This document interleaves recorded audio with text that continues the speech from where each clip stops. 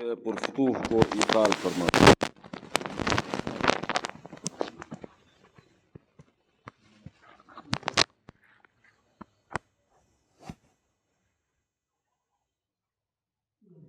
بسم اللہ الرحمن الرحیم.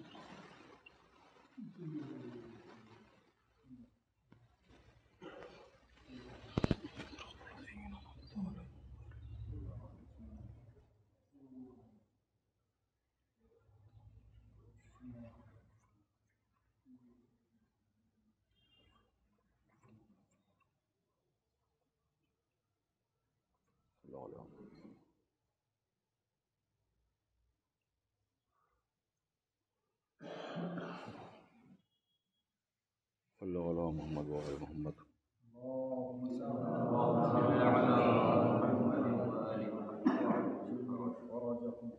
مگر کھانا تو سبھی لوگ کھا چکے ہوں گے، تو ذرا سے بآواز بلند صلوات بھیجنے بر محمد والے.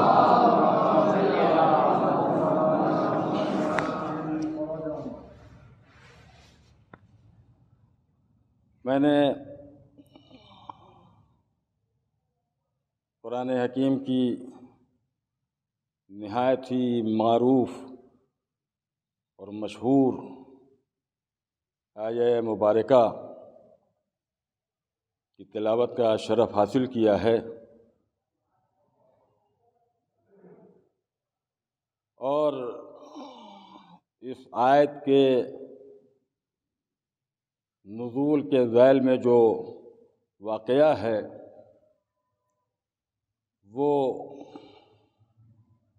آپ حضرات کے پیش نظر ہے.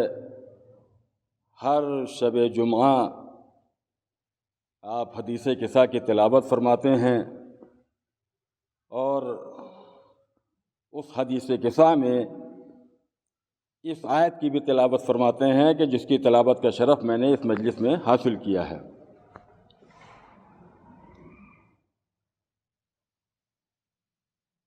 پیغمبر اسلام حضرت ختمی مرتبت صلی اللہ علیہ وآلہ وسلم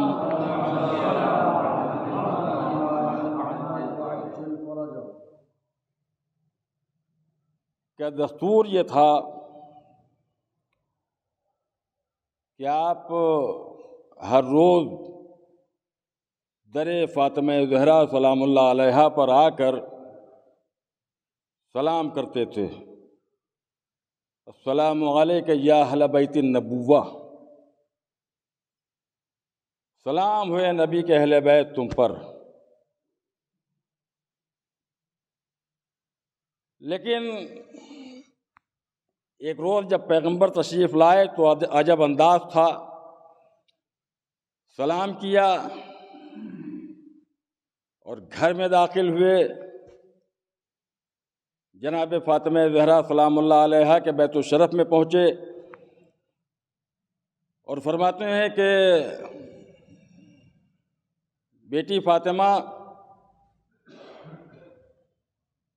آج میں ذوق محسوس کر رہا ہوں، ذرا چادر یمنی لے آؤ. عزیزان گرامی،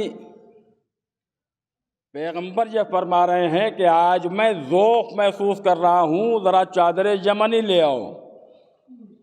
جناب معصومہ گئیں اور چادر یمنی لا کر پیغمبر کو دی. پیغمبر ایک حجرے میں اس چادر یمنی کو اوڑھ کر لیٹ گئے. اب جب وہ چادر یمنی اوڑھ کر لیٹے، چونکہ فرمایا تھا ذوق محسوس کر رہا ہوں، اب گھر میں یکے بعد دیگرے، مجھے تفصیل نہیں بیان کرنی ہے، اشارتاً عرض کرتا چلوں، یکے بعد دیگرے حسنین علیہ السلام داخل ہوتے ہیں اور فرماتے ہیں کہ اپنے نانا جان کی خوشبو محسوس کر رہا ہوں اس گھر میں. دیکھیے عجب منزل ہے کہ رسول اللہ کے جسم اطہر سے ایسی خوشبو نکلتی تھی کہ جس کو حسنین علیہ السلام محسوس کر رہے ہیں. فرمایا کہ اس گھر میں اپنے نانا جان کی خوشبو محسوس کر رہا ہوں. کہاں وہ چادر اوڑھے ہوئے لیٹے ہیں اور سب کے بعد دیگرے آئے اور اجازت لے کے پیغمبر سے چلے گئے چادر کے نیچے۔ سوال یہ پیدا ہوتا ہے کہ پیغمبر نے فرمایا ذوق محسوس کر رہا ہوں۔ ذوق آپ مجھ سے بہتر جانتے ہیں کہ نقاہت، کمزوری، ناتوانی، ذوق اسی کو تو کہتے ہیں۔ فرمایا ذوق محسوس کر رہا ہوں، اور جب ذوق محسوس کر رہے ہیں اور چادر اوڑھے ہوئے لیٹے ہیں تو ایسے میں ہونا یہ چاہیے تھا کہ بچوں کو جناب فاطمہ زہرا صرف اتنا بتاتی کہ نانا جان چادر اوڑھے ہوئے لیٹے ہیں مگر تم وہاں نہ جانا، اس لیے کہ نانا ذوق محسوس کر رہے ہیں۔ لیکن کہا کہ ہاں نانا چادر اوڑھے ہوئے لیٹے ہیں، اور بچے پہنچے اور وہاں پہنچ کے اذن طلب کرتے ہیں، سلام کرتے ہیں، اذن طلب کرتے ہیں۔ بچے چادر میں داخل ہو گئے۔ یہ کیسا ذوق تھا کہ جس منزل میں گھر کا کوئی بزرگ اگر وہ علیل ہو یا اس کو ذوق محسوس ہو یا کمزوری ہو یا ناتوانی محسوس کرے تو بچوں کو دور رکھا جاتا، نہیں ادھر نہیں جانا، ادھر وہ بزرگ لیٹے ہوئے ادھر نہیں جانا۔ آئیے پیغمبر سے سوال کیا جائے، اے اللہ کے رسول یہ کیسا ذوق ہے؟ ارے آپ بچوں کو کم سے کم دور رکھیے، آپ ذوق محسوس کر رہے ہیں، آرام فرما رہے ہیں۔ کہا نہیں، ہم ذوق جسمانی نہیں محسوس کر رہے ہیں بلکہ ذوق روحانی محسوس ہو رہا ہے۔ صلوات بھیجنے پر محمد و آل محمد۔ ذوق روحانی، اور ذوق روحانی ایسا ہے کہ بچوں کو بلایا جا رہا ہے، بچوں کو دور نہیں ہٹایا جا رہا ہے، بچوں کو بلایا جا رہا ہے۔ چادر کے اندر بچوں کو لے لیا۔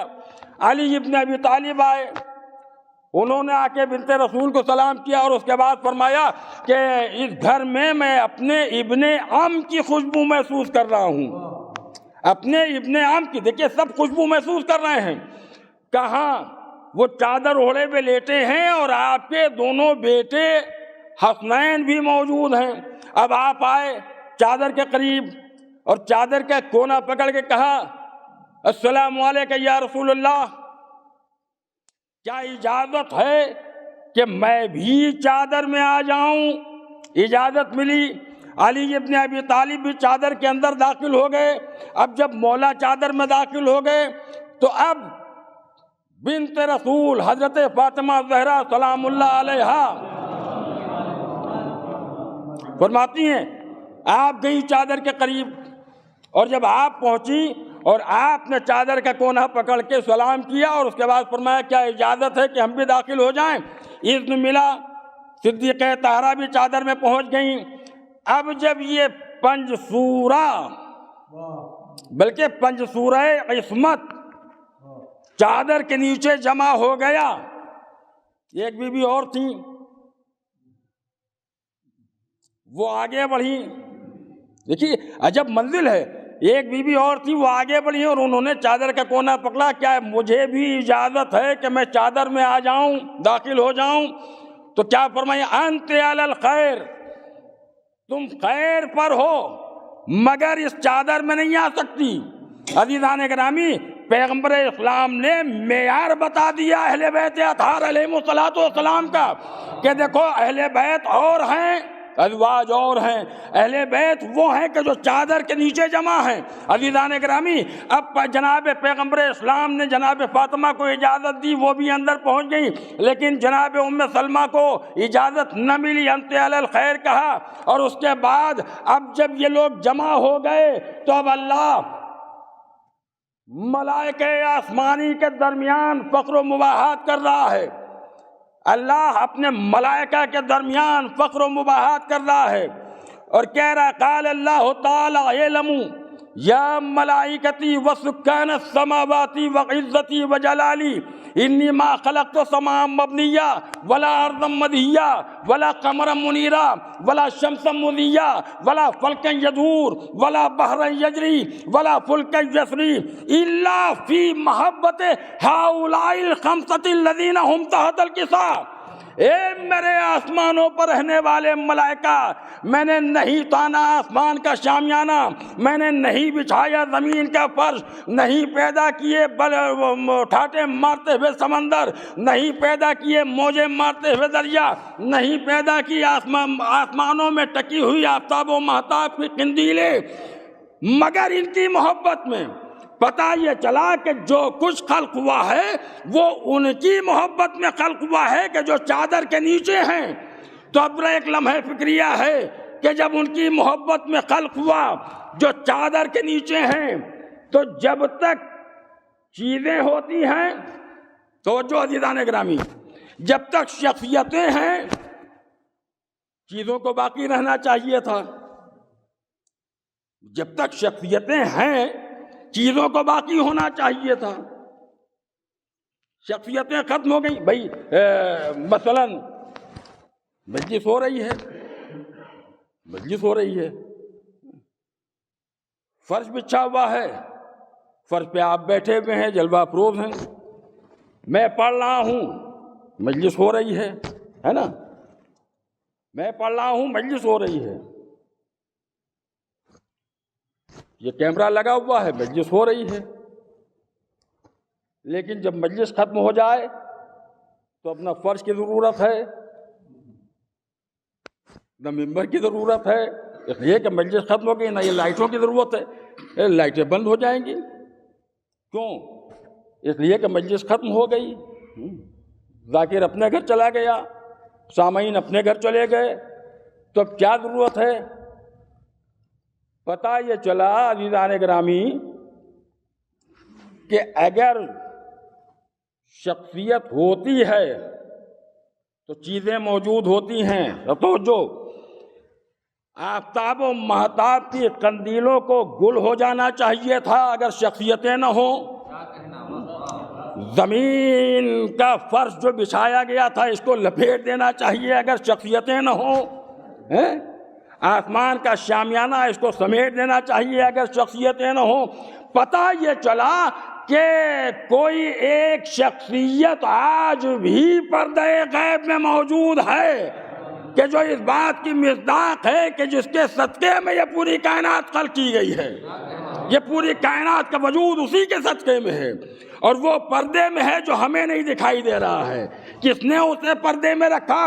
اس نے اسے پردے میں رکھا کہ جو خود نہیں دکھائی دیتا ہے مگر اگر محسوس کرو تو تمہاری رگے گردن سے زیادہ نزدیک ہے، اس نے اسے پردے میں رکھا ہے۔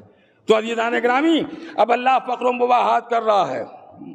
قال اللہ تعالیٰ اعلم یا ملائکتی وسکان السماوات وعزتی وجلالی انی ما خلقت السماء مبنیہ ولا ارضا مدیہ ولا قمرا منیرا ولا شمسا مضیہ ولا فلکا یدور ولا بحرا یجری ولا فلکا یسری الا فی محبت ہؤلاء الخمسۃ الذین هم تحت الکساء۔ جو کچھ خلق ہوا ہے ان کے صدقے میں خلق ہوا ہے۔ اب ایک دفعہ فرشتے کی نظر خیرہ ہو رہی ہے، فرشتے کی نگاہ چکا چوند ہو رہی ہے، فرشتہ بارگاہ ہدیت میں سوال کرتا ہے۔ دیکھیے ابھی تک اس دروازے پر توجہ فرمائیے گا، ابھی تک اس دروازے پر کتنی مرتبہ جبریل آئے ہیں؟ ایک مرتبہ آئے ہیں،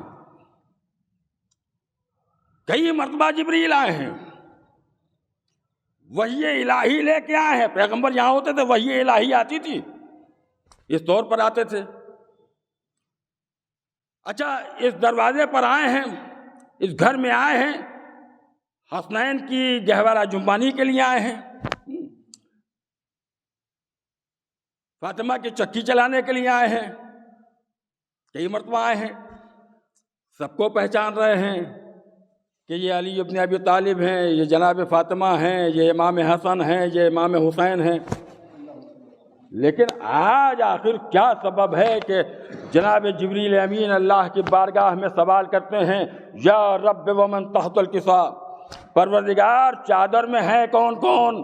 اے جبریل، کئی مرتبہ اس دروازے پہ آ چکے ہو، سب کو پہچانتے ہو، اس کے باوجود بھی یہ سوال کہ یا رب ومن تحت الکساء، چادر میں ہے کون کون؟ آج کیوں نہیں پہچان رہے ہو؟ کہا سنو، اگر ایک بلب ایک جگہ لگا ہوا ہے تو اس کی طرف نگاہ آسانی سے اٹھائی جا سکتی ہے، لیکن اگر کئی بلب ایک جگہ پر جمع ہو جائیں، لگا دیے جائیں، تو اب آنکھیں چکا چوندھ ہونے لگیں گی۔ دیکھو، جب تک یہ انوار الگ الگ تھے ہم پہچانتے تھے کہ یہ علی ہے، یہ فاطمہ ہے، یہ حسن ہے، یہ حسین ہے، لیکن جب یہ انوار چادر میں ایک جگہ آ کے جمع ہو گئے ہیں تو اب نگاہیں قیرہ کر رہی ہیں۔ اس نور کے مقابلے میں کوئی نور ہے ہی نہیں ہے سوائے خدا بند عالم کے نور کے۔ اب نگاہ قیرہ ہو رہی ہے، نگاہ چکا چوندھ ہو رہی ہے۔ اس لیے سوال ہو رہا ہے یا رب ومن تحت الکتاب، تو ادھر سے جواب قدرت آتا ہے، جبریل ہم فاطمہ ابوہا و بعلہا و بنوہا۔ عجیب و غریب منزل ہے۔ ہم فاطمہ تو ابوہا و بعلہا و بنوہا، فاطمہ ہے، اس کا باپ ہے، فاطمہ ہے، اس کا شوہر ہے، فاطمہ ہے، اس کے بچے ہیں۔ بنوہا کہہ کے پروردگار عالم نے بڑی گنجائش پیدا کر دی ہے، یہ نہ سمجھنا کہ جو چادر ہی میں ہیں، بلکہ جو آخری پردہ غیب میں موجود ہے وہ بھی اس کا مصداق ہے۔ فاطمہ ہے، اس کے بچے ہیں۔ عزیزان گرامی، کیا منزل ہے۔ اب جبریل کہہ رہے ہیں پروردگار اجازت ہے ہم بھی جائیں؟ جاؤ۔ کیا منزل ہے۔ چادر میں کسی کو منع کیا، اور آنے والا اگر آ رہا ہے تو اسے اجازت دے رہے ہیں، آ جاؤ، تم بھی آ جاؤ۔ اصل میں مسئلہ یہ تھا کہ اس چادر میں کوئی بھی غیر ڈگری ہولڈر شخصیت نہیں ہے۔ یہ عجب منزل ہے۔ اس چادر میں جو ہے وہ سردار ہے، غیر سردار کوئی نہیں ہے۔ بھئی پیغمبر اسلام سردار انبیاء، علی ابن ابی طالب سردار اوصیاء، صدیق طہرہ سردار نساء العالمین، امام حسن امام حسین سرداران جوانان اہل جنت۔ تو اب یہ 5 سردار تو ایک چادر میں جمع ہیں۔ اب اگر کوئی چھٹا کہیں سے آئے گا تو وہ بھی سردار ہوگا، وہ غیر سردار نہیں ہوگا۔ سردار ملائکہ آ رہا ہے، چادر میں داخل ہو رہا ہے، ملائکہ کا سردار آ رہا ہے، غیر سردار نہیں آ رہا ہے۔ اور آ کے تلاوت کر رہا ہے، بسم اللہ الرحمن الرحیم، انما یرید اللہ لیذھب عنکم الرجس اہل البیت ویطہرکم تطہیرا۔ یہ اہل بیت رسول، اللہ کا یہ ارادہ ہے کہ وہ آپ سے ہر رجس و کثافت کو دور رکھے، آپ کو پاک و پاکیزہ رکھے، یوں کہ جیسا پاک و پاکیزہ رکھنے کا حق ہے۔ کیا کہنا، یہ آیت نازل ہوئی ہے، اللہ نے کہا کہ رجس انما یرید اللہ، یہ انما جو ہے یہ کلمہ حصر ہے۔ اور میں ابھی ایام فاطمیہ میں عرض کر رہا تھا، انما یہ کلمہ حصر ہے،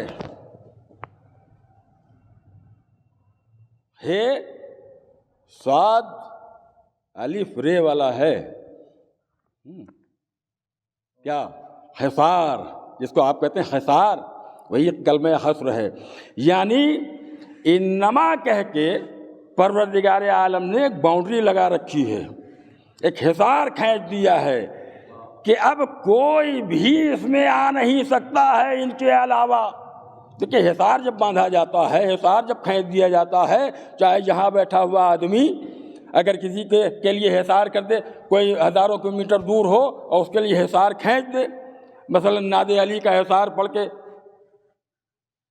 اور کھینچ دیا حصار، تو دیکھا تو یہی گیا ہے کہ جس کے لیے حصار کھینچا گیا وہ محفوظ رہا، چاہے جتنی دور بیٹھا ہو وہ محفوظ رہا۔ تو اللہ نے جب عام آدمی حصار کھینچتا ہے تو ہزاروں کلومیٹر دور بیٹھا ہوا آدمی جو ہے وہ حصار میں رہتا ہے، وہ بلاؤں سے محفوظ رہتا ہے۔ اب عزیزان گرامی، یہ تو عام آدمی کی بات ہے، لیکن اگر اللہ انما کا حصار کھینچ دے تو یہ بتائیے کہ پھر اس میں کون ایسا ہے کہ جس کی ہمت ہو جائے اس میں داخل ہونے کی؟ وہ اس میں نہیں داخل ہو سکتا ہے۔ انما کہہ کے حصار کھینچ دیا، انما یرید اللہ لیذھبعنکم الرجس اہل البیت، رجس قریب نہیں آ سکتے۔ کیا معنی ہوئے اس کے؟ لوگوں نے لکھا رجس سے معنی شرک ہے، کفر ہے، نفاق ہے۔ رزق کے معنی بہت ہیں، برائی کے ہیں، وہ سب قریب نہیں آ سکتے ہیں، ان کے سب کو دور رکھ دیا گیا ہے۔ عزیزان گرامی، کیوں دور رکھا گیا ہے؟ اس لیے کہ یہ پاک اور طاہر شخصیتیں ہیں، ان کے قریب یہ سب نہیں آ سکتے ہیں۔ انما کہہ کے اللہ نے حصار باندھ دیا۔ اب اگر کوئی روایت کہیں سے آ جائے تو پہلے اسے میزان پر تولنے کی ضرورت ہے، اس لیے کہ آیت موجود ہے انما یرید اللہ کی، اور یہ آیت اہل بیت اطہار علیہم الصلاۃ والسلام کی شان میں نازل ہوئی ہے، وہ کہ جو جن کا تعارف پنجتن نے کرایا، جن کا تعارف پیغمبر نے کرایا کہ جناب ابن عباس نے پوچھا، کہا کہ یا رسول اللہ، وہ لوگ کہ جن سے مودت کا حکم دیا گیا وہ کون لوگ ہیں؟ قرآن کی آیت ہے قل لا اسألکم علیہ اجرا الا المودۃ فی القربى، کہ وہ کون لوگ ہیں؟ تو رسول اللہ نے جانتے کیا فرمایا؟ رسول اللہ نے فرمایا کہ علی ہیں، فاطمہ ہیں، حسن ہیں اور حسین ہیں، اور ان کے بعد جو سلسلہ آخری ہادی تک پہنچتا ہے یہ ہمارے اہل بیت ہیں۔ عزیزان گرامی، پیغمبر نے ان کا تعارف کرایا۔ تو یہ آیت تطہیر اس وقت نازل ہوئی کہ جب پیغمبر چادر کو اوڑھے ہوئے لیٹے ہیں، اور آیت تطہیر کی تلاوت جبریل امین نے اس چادر میں آ کے کی ہے۔ عزیزان گرامی، کتنی پاک اور طاہر شخصیتیں ہیں، یہ ایسی شخصیتیں ہیں کہ جو ان کے در سے وابستہ ہو جائے وہ پاک و طاہر ہو جایا کرتا ہے، جو ان کے در پہ آ جاتا ہے وہ پاک ہو جاتا ہے، وہ طاہر ہو جاتا ہے، اس لیے کہ یہ ایسا طہارت کا سمندر ہیں، یہ سمندر ہیں، ان کے در پہ جو آ جاتا ہے وہ ایسا طاہر۔ اور یہی نہیں بلکہ جب وابستہ ہونے والے وابستہ ہوتے ہیں اس در پر، اس در سے، تو انہیں پیغمبر اسلام، اللہ کا رسول، کائنات کا سید و سردار سند دیتا ہوا نظر آتا ہے۔ کیا کہتے ہیں؟ سلمان منا اہل البیت۔ دیکھیے یہ منزل ہے، معرفت بھی ہونا چاہیے، معرفت تھی۔ کہاں کے رہنے والے،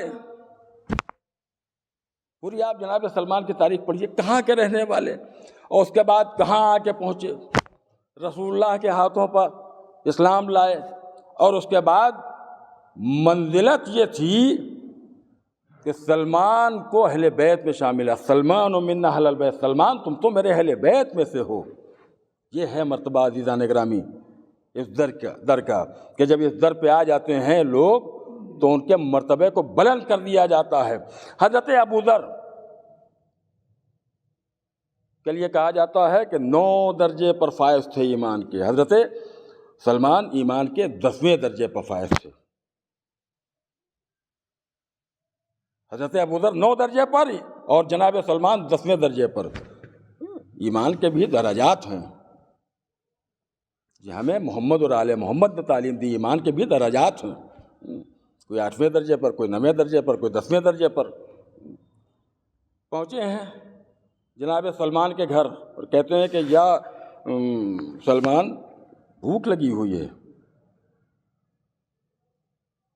کہ اچھا بیٹھ جائیے، بیٹھ گئے جناب ابو ذر، اور اس کے بعد جناب سلمان نے ایک تھیلا اتارا، اور اتارنے کے بعد جناب سلمان نے اس میں سے کچھ روٹیاں نکالی اور جناب ابو ذر کے آگے رکھ دیں۔ کہا بھائی ابو ذر بیٹھ کے کھانا کھاتے ہیں۔ جب کھانا شروع کیا تو جناب ابو ذر کہتے ہیں کہ وہ سوکھی ہوئی روٹیاں تھیں، جب کھا رہے ہیں تو جناب ابو ذر کہتے ہیں کہ اے بھائی سلمان، اگر کہیں تھوڑا سا نمک مل جاتا تو کھانے کا لطف دوبالا ہو جاتا۔ تو جناب سلمان گئے اور جا کے پڑوس میں اپنا لوٹا گروی رکھا، اور وہاں سے جو درہم دینار ہاتھ آئے اس سے بازار گئے اور وہاں سے نمک خریدا، اور اب آئے اور نمک پیش کیا۔ اب جب کھانا پھر شروع ہوا تو جناب ابوذر کہتے ہیں کہ اے بھائی سلمان، ہم کو اپنی اسی انکساری پر تو اللہ کا شکر ادا کرنے کو جی چاہتا ہے کہ اللہ نے ہمیں اتنا منکسر المزاج بنایا ہے کہ ہم جو پاتے ہیں وہ کھا لیتے ہیں اور اللہ کا شکر ادا کرتے ہیں۔ تو جناب سلمان کی تیوریوں پر بل پڑ گئے، کہا کہ ابوذر، یہ انکساری کی بات ایسے وقت میں کر رہے ہو کہ جب لوٹا پڑوس کے گھر میں گروی رکھا جا چکا ہے۔ بات تو تب تھی کہ جب اسی وقت وہ روٹی بغیر نمک کے استعمال کر لی جاتی، تب اللہ کا شکر ادا کیا جاتا۔ دیکھیے بس یہیں سے درجات تقسیم ہوئے۔ 10ویں درجے پر جناب سلمان فائز ہیں، سلمان من اہل البیت کی سند ان کو حاصل ہوگی۔ جو آ رہا ہے اس در پر اس کے مرتبے کو بلند کر دیا جاتا ہے۔ بس تمام کر دیا میں نے، گنجائش نہیں ہے، آپ لوگوں کو دیر بھی ہو جائے گی، تاخیر سے بھی تھوڑا سا مجلس شروع ہو رہی ہے۔ دیکھیے ہم آج تک یہی تو سمجھ نہیں پائے، اور یہ کہنا پڑا اپنے بزرگوں سے معذرت کے ساتھ، اپنے بڑوں سے معذرت کے ساتھ، اور اپنے چھوٹے بھائیوں سے گزارش کے طور پر کہ جب مجلس عزا برپا ہوتی ہے، اس مجلس میں ہم کاہے کے لیے آتے ہیں یہ بتائیے آپ؟ اس مجلس میں ہم آتے ہیں اس لیے آتے ہیں کہ ذکر اہل بیت اطہار علیہ السلام، ذکر محمد و آل محمد علیہ السلام سنیں۔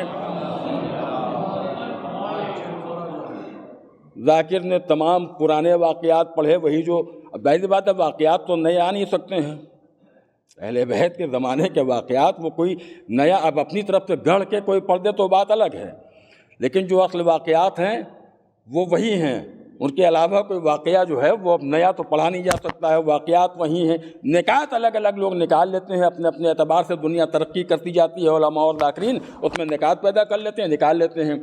تو آپ دیکھیے قول بھی یہ ہے معصوم کا کہ یہ نہ دیکھو کہ کون کہہ رہا ہے، یہ دیکھو کہ کیا کہہ رہا ہے۔ یہ معصوم کا قول ہے کہ یہ نہ دیکھو کہ کون کہہ رہا ہے، یہ دیکھو کہ کیا کہہ رہا ہے۔ اگر ہمارا مزاج یہ بن جائے کہ کون کہہ رہا ہے تو اس کے مطلب یہ ہے کہ پھر بات بہت دور تک چلی جائے گی۔ کیا کہہ رہا ہے اگر یہ مقصد ہے ہمارا تو پھر بات ایک حد تک محدود رہے گی کہ ہاں ہم جو آئے ہیں مجلس میں وہ کچھ سننے کے لیے آئے ہیں، یعنی فضائل و مناقب اہل بیت سننے کے لیے آئے ہیں، اور مصائب اہل بیت سننے آئے ہیں، اور اس پر گریہ کرنے کے لیے آئے ہیں۔ مجلس کو مجلس کے اعتبار سے تصور کرنا چاہیے۔ اور ایک بات اور میں ہمیشہ کہتا ہوں کہ پابندی وقت، میں نے پہلے عرض کر دیا ہے کہ اپنے بڑوں سے معذرت کے ساتھ پابندی وقت اس لیے کہ ایک اعلان ہوا ہے۔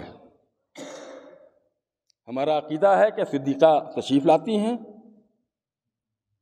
ہے روایتوں میں ہے کہ جناب فاطمہ زہرا تشریف لاتی ہیں فرش عزا پر، آتی ہیں نہیں آتی ہیں، یہ آپ نے بارہا ذاکرین سے سنا ہے کہ فرش عزا پر تشریف لاتی ہیں۔ تو اب ہمارا بھی ایک دستور یہ ہونا چاہیے کہ کہیں بھی ہو، یہ صرف یہاں کی بات نہیں میں کر رہا ہوں کہ آپ کہیں کہ صاحب وہ وہاں کی بات نہیں، یہاں کی بات نہیں ہے، یہ اور دیگر جگہوں کی باتیں ہیں کہ اگر ایک اعلان ہے ایک وقت معینہ کا تو اس وقت میں مجلس شروع ہونا چاہیے۔ یہ ایک طور سے ہم کو طریقہ یہ اپنانا چاہیے کہ وقت سے پہنچیں تاکہ دوسروں کا وقت نہ ضائع ہو، دوسروں کا وقت بچ جائے۔ مجلس میں آ گئے ہیں، مجلس میں بیٹھے ہوئے ہیں، مجلس ہو رہی ہے لیکن بہت تاخیر سے شروع ہوئی، مثلا کیوں شروع ہوئی؟ اس لیے کہ ہم دیر سے آئے، پہلے آ جاتے تو مجلس وقت سے شروع ہوتی، اس لیے کہ اس فرش اعظم پر صرف ہم نہیں آتے ہیں بلکہ ایک بی بی بھی آتی ہے، اور وہ اسی وقت آ جاتی ہے کہ جب وقت کا اعلان ہوتا ہے، اسی وقت فرش اعظم پر، اور منتظر رہتی ہے کہ ہمارے چاہنے والے، ہمارے لال کے چاہنے والے آئیں گے۔ تو کم سے کم اس بات کا ہمیں خیال رکھنا چاہیے کہ ہم کم سے کم وقت کی پابندی بھی کریں، مجالس جہاں ہو وہاں پر شرکت کریں، مجالس میں پہنچیں، اور مجالس میں روح مجلس کو برقرار رکھیں۔ دیکھیں، روح مجلس کو برقرار رکھیں۔ روح مجلس جانتے ہیں کیا ہے؟ ایک ہوتا ہے جسم اور ایک ہوتی ہے روح۔ یہ آج بات میں کہہ رہا ہوں، شاید میں نے کبھی بہت پہلے اسی منبر سے عرض کیا تھا کہ ایک ہوتا ہے جسم اور ایک ہوتی ہے روح۔ کہ روح ہے کیا؟ ہم ذاکری کر رہے ہیں، ہم دیگر معاملے میں نہیں جاتے ہیں، ہم ذاکری کر رہے ہیں اس لیے کر رہے ہیں کہ فلاں خوش ہو جائیں۔ دیکھیے بات بہت صاف ہے، ذاکری اس لیے کر رہے ہیں کہ فلاں خوش ہو جائیں، تو پھر ذاکری تو ہوگی مگر روح ذاکری، آپ بتائیے، روح ذاکری ختم ہو گئی۔ اگر یہ تصور پیدا ہو گیا، اور اگر ہم اس لیے پڑھ رہے ہیں، ہم اس لیے ذاکری کر رہے ہیں کہ محمد و آل محمد خوش ہو جائیں، تو پھر روح ذاکری باقی رہے گی۔ دیکھیے یہ پیش نظر رہے۔ اسی صورت سے معاف کریں گے ہمیں نوحہ خان حضرات بھی، کہ اگر ہم نوحہ اس لیے پڑھ رہے ہیں کہ کوئی دیکھے اور کوئی ہماری آواز کی تعریف کرے، واہ کیا خوب اشارے ہیں اور کیا خوب گلا ہے اور کیا خوب انداز ہے، اس صورت سے اگر تعریف ہو اور ہم اسی میں خوش ہوئے جا رہے ہیں، تو پھر نوحہ تو ہوگا مگر روح نوحہ خوانی نکل گئی۔ مجلس میں شرکت اس لیے ہو رہی ہے کہ فلاں دیکھ لیں، اچھا تبرک ہے، کہ ہم آپ سے کہہ رہے ہیں، معاف کیجیے گا، حالانکہ کوئی اس لیے نہیں جاتا ہے، کوئی نہیں جاتا ہے، لیکن اگر کہیں سے یہ تصور آ گیا کہ چلیں آج وہ اچھا تبرک ہے، تو بس روح جو ہے، روح شرکت نکل گئی۔ یعنی شرکت تو ہے، شریک تو ہو گئے، لیکن روح شرکت نکل گئی۔ نہیں، آل محمد کے لیے آئیے، ہم سب یہ کوشش کریں کہ محمد و آل محمد کے لیے مجلس میں آئیں، اور محمد اور آل محمد کے لیے مجلس میں شرکت کریں، اور ان کے لیے پڑھیں، اور ان کے لیے گریہ کریں، اور ان کے مصائب اور ان کے فضائل پر ہم ان کے فضائل سن کے داد و تحسین کی صدائیں بلند کریں، ان کے مصائب پر آنکھوں سے آنسو جاری کریں۔ تو دیکھیے اس لیے کہ روح بہت ضروری ہے، ورنہ آپ دیکھتے ہیں کہ ایک جسم سے اگر روح نکل گئی، ابھی کل قابل قدر تھا، لیکن جیسے ہی روح نکلی جسم سے، اب کیا ہے؟ مس نہ کرنا، مس نہ کرنا۔ اب جب پھر سے غسل ہو جائے گا، اس کے بعد کیا ہوگا کہ 4 آدمی اس کو کاندھے پر اٹھا کے لے کے قبرستان چلے جائیں گے۔ بھئی کل تھا، زندہ تھا، قریب بیٹھتا تھا، اٹھتا تھا، کا اس لیے کہ روح موجود تھی، لیکن آج روح نکل گئی، تو معلوم یہ ہوا کہ روح کا اپنے اعمال میں ہونا بہت ضروری ہے۔ ہمارا جو عمل ہو اس میں ہم روح پیدا کریں، جس سے ہمارے عمل میں وزن پیدا ہو جائے۔ بس تمام کر دیا میں نے عزیزان گرامی، یہ پیغام تھا جو اپنے چھوٹے بھائیوں کے لیے، بزرگ مجھ سے بہتر جانتے ہیں۔ بہرحال یہ ایک عالم شخصیت کے ایصال ثواب کی مجلس ہے، میں نے غلط نہیں کہا ہے، ایک عالم شخصیت کے ایصال ثواب کی مجلس ہے، اور مجھ جیسا جاہل سما خراشی کر رہا ہے۔ بہرحال یہ کیا کہوں، یہ میرے لیے باعث افتخار ہے اور باعث فخر ہے کہ میں مجلس پڑھ، میں نے شاید ابتدائی دور میرا تھا یہاں، تو میں نے ان کے سامنے 2 مجلسیں پڑھی تھیں، اور جب 2 مجلسیں پڑھیں تو بہت خوش ہوئے اور بہت ہی مجھے دعائیں دی تھیں انہوں نے۔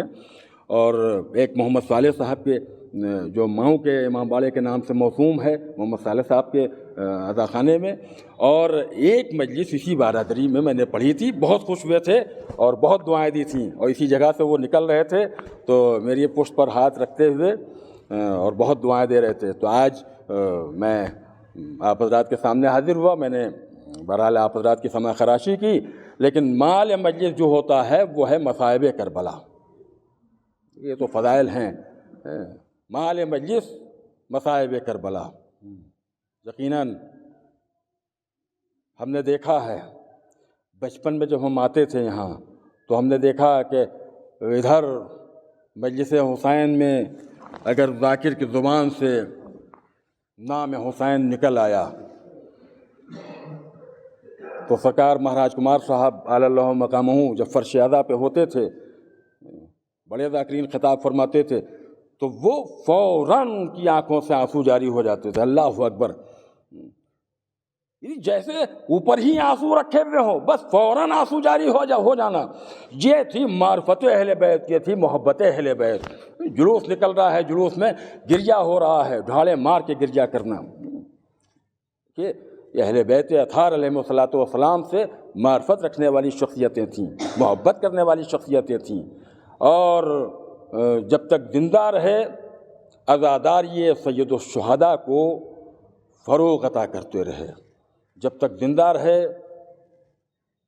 یہاں تشریف لاتے تھے اور یہاں کی مجالس میں شرکت کرتے تھے، جلوسائے اعضاء میں شرکت کرتے رہے۔ مرثیہ بھی بہت عمدہ انداز میں اور زبردست انداز میں مرثیہ پڑھتے تھے۔ میں بہت چھوٹا تھا، مجھے یاد ہے جو مرثیہ پڑھتے تھے تو الفاظ بعض وقت سمجھ میں نہیں آتے تھے، یعنی گرجا اتنا کرتے تھے۔ یہ شخصیت تھی، عالم شخصیت تھی۔ بہرحال میں ان کے لیے دعا کرتا ہوں پروردگار عالم کی بارگاہ میں کہ پروردگار انہیں غریق رحمت فرما اور انہیں جوار ائمہ معصومین علیہم الصلوۃ والسلام میں جگہ عنایت فرما۔ کربلا کے شہیدوں کی یاد منانا ان کا شعار تھا۔ آئیے چند جملے مصائب کربلا۔ اہل بیت اطہار علیہم السلام وہ ہیں کہ جن کو کبھی چین سے نہیں بیٹھنے دیا گیا۔ جناب فاطمہ زہرا کے پہلو پر دروازہ گرا دیا گیا۔ ابھی ایام فاطمیہ جو عام طور سے منائے جاتے ہیں وہ ختم ہوئے ہیں، اور اسی میں جناب زینب کبریٰ سلام اللہ علیہا کی شہادت کا کل کا دن تھا، برسوں کا دن تھا جناب زینب سلام اللہ علیہا کی شہادت کا۔ تو کبھی اہل بیت اطہار علیہم الصلوۃ والسلام کو آرام نصیب نہ ہوا۔ ادھر رسول کے غسل کا پانی بھی خشک نہیں ہونے پایا کہ فاطمہ نے مرثیہ پڑھا، صبت علیہ مصائب لو انہا صبت علی الایام سرنا لیا۔ بابا آپ کے بعد جو مصائب پڑھے اگر روشن دنوں پر پڑھتے تو سیاہ راتوں میں تبدیل ہو جاتے۔ فاطمہ زہرا یہ مرثیہ پڑھتی ہوئی دنیا سے رخصت ہو گئیں۔ عزاداروں علی مرتضیٰ کے سر اقدس پر ضربت لگائی گئی۔ امام حسن مجتبیٰ کو زہر دغا سے شہید کیا گیا۔ اتنے مصائب ڈھائے جا رہے ہیں، اور اس کے بعد تو انتہا ہو گئی کہ حسین کو مدینہ چھوڑنے پر مجبور کر دیا گیا، اور حسین صحرائے کربلا کا سفر کر رہے ہیں۔ چھوٹے چھوٹے بچوں کو لے کے کربلا پہنچے ہیں۔ چند بیویاں ہیں کہ جن کو ساتھ میں حسین لے کے کربلا آئے ہیں۔ اسی میں ایک بیوی اور ہے کہ جس کا نام زینب کبریٰ ہے، جسے حسین اپنی ماں کی جگہ تصور کرتے ہیں۔ جب بھی کوئی مشورہ کرنا ہوتا ہے تو ثانیہ زہرا جناب زینب سے مشورہ کرتے ہیں۔ اللہ اکبر! تاریخ کہتی ہے کہ حسین کربلا میں پہنچے ہیں، حسین نے وہ کار نمایاں انجام دیے ہیں کہ صبح قیامت تک تاریخ جس کو فراموش نہیں کر سکتی ہے۔ یہ حسین ہی کا کارنامہ تھا کہ انہوں نے عاشور کی جلتی ہوئی دھوپ میں حسین ابن علی نے اپنا سر سجدہ معبود میں رکھ کے آواز دی، پروردگار میں نے اپنا وعدہ پورا کر دیا، تو بھی اپنے وعدے کو پورا کر دینا، روز محشر میرے نانا کی امت کو بخش دینا۔ عزاداروں، حسین جب سر سجدے میں رکھے ہوئے دعا فرما رہے تھے تو شمر ناقل ہے کہ میں نے محسوس کیا کہ حسین کے لبوں پر کچھ جنبش ہے، تو میں نے سنا حسین یہی دعا کر رہے تھے، پروردگار اپنا وعدہ پورا کر دینا، نانا کی امت کو بخش دینا۔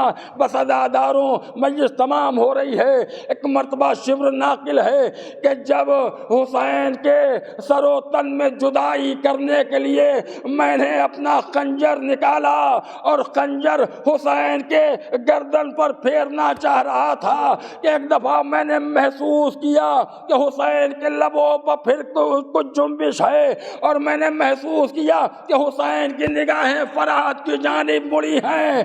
اب جو میں کانوں کو نزدیک لے گیا تو میں نے سنا کہ حسین نحیف سی آواز میں کہہ رہے تھے، اے بھیا عباس، تم فرات پر آرام کر رہے ہو، جاؤ دیکھو بہن خیمے سے باہر نکل آئی۔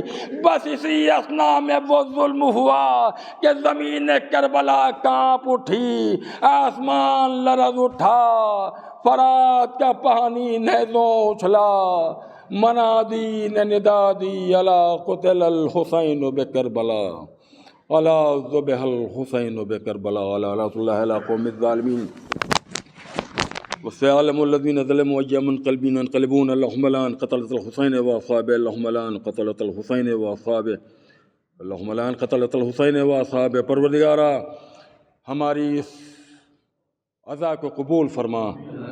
معبود تجھے واسطہ ہے محمد وآل محمد کا جن مرحوم کے اصال ثواب کی مجلس ہے، انہیں جوار ائمہ معصومین میں جگہ عنایت فرما۔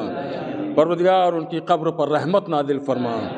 معبود تجھے واسطہ ہے محمد وآل محمد علیہ السلام کا جو لوگ مقروض ہیں ان کے قرض کو ادا فرما، جو لوگ بیمار ہیں انہیں شفاء کلی عطا فرما، جو نوجوان بے روزگار ہیں ان کو روزی عطا فرما۔ معبود تجھے واسطہ ہے محمد وآل محمد کا پرچم اسلام کو سربلند فرما، پرچم کفر و نفاق کو سرنگوں فرما۔ معبود واسطہ ہے محمد وآل محمد علیہ السلام کا حضرت ثانیہ زہرا شریکۃ الحسین جناب زینب کبریٰ کے روضہ اطہر کی حفاظت فرما۔ پروردگار جہاں جہاں بھی مشاہد مقدسہ موجود ہیں، چاہے وہ ایران میں ہوں، شام میں ہوں، عراق میں ہوں، سب کی حفاظت فرما، تمام مومنین کی حفاظت فرما۔ پروردگار تجھے واسطہ ہے محمد وآل محمد کا مسلمانوں کے فاسد امور کی اصلاح فرما۔ معبود دعاؤں میں خصوصی دعا یہ ہے کہ عزائے سید الشہداء کو فروغ عطا فرما۔ پروردگار قائم آل محمد کے ظہور میں تعجیل عطا فرما، ہم سب کو مولا کے ناصروں میں شمار فرما۔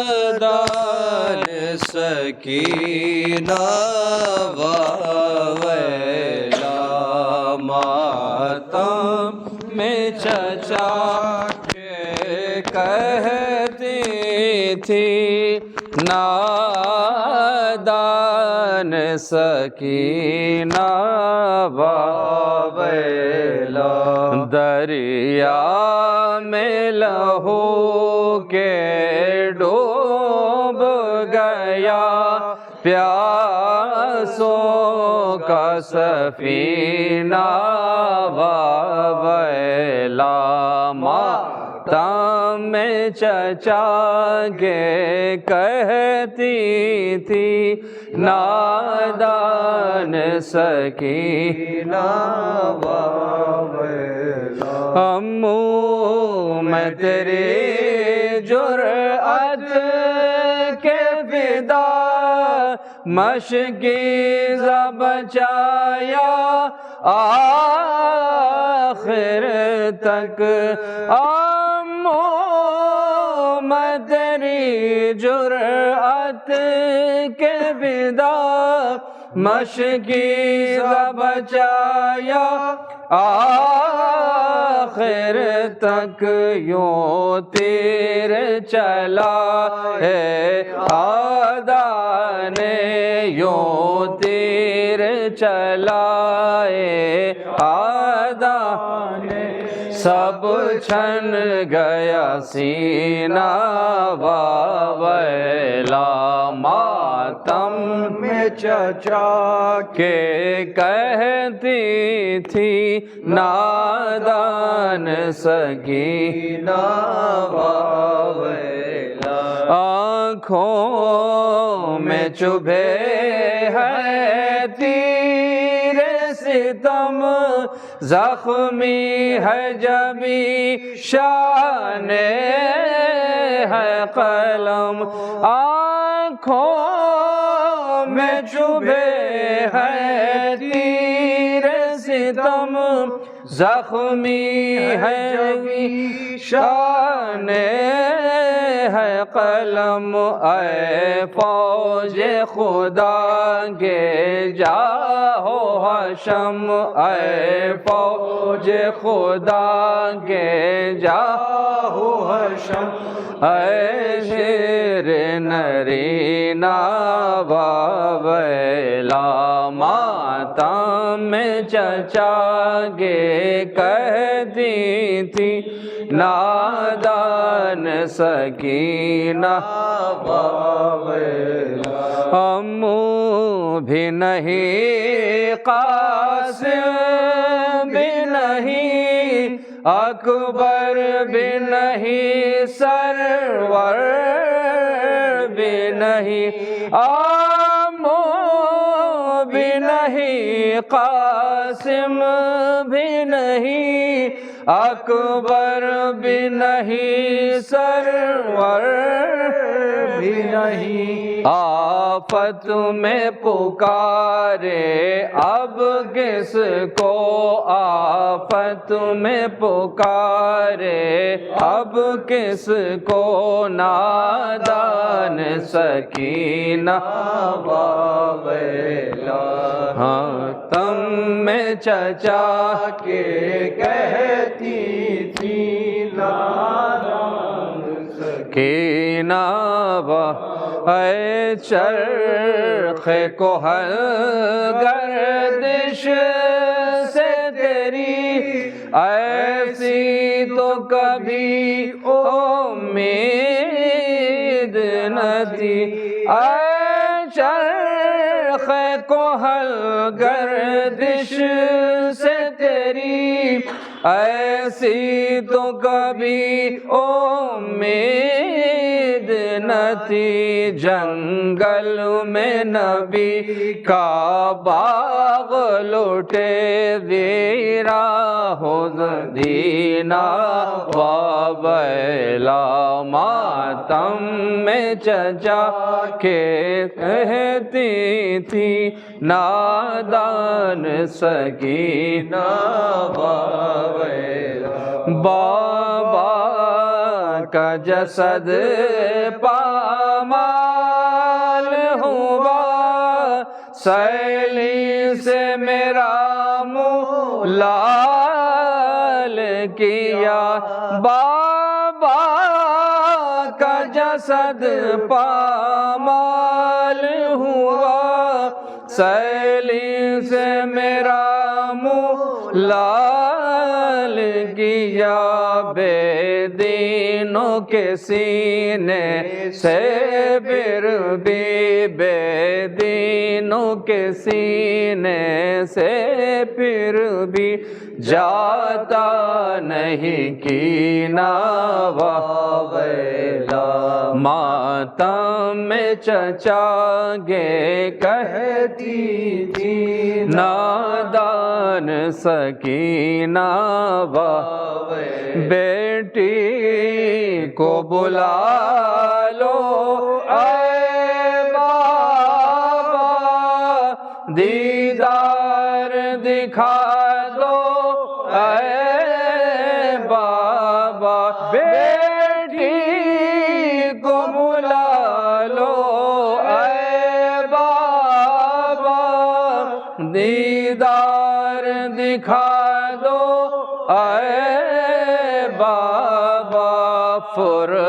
میں میرا گھٹتا ہے یہ دم، فرقت میں میرا گھٹتا ہے دم، وار ہے جینا واویلا ماتم میں چچا کے کہتی تھی حسین حسین حسین حسین حسین حسین حسین حسین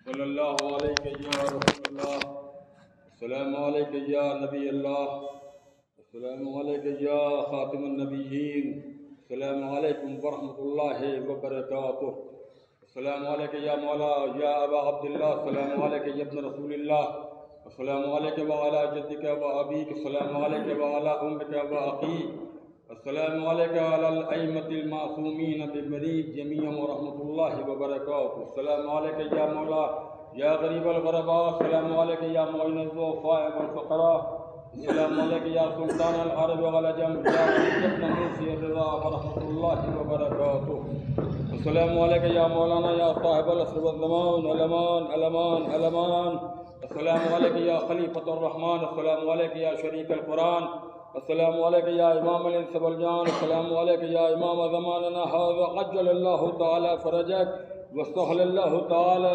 مخرجک وظہورک، السلام علیکم ورحمۃ اللہ وبرکاتہ۔ اللہم صل علی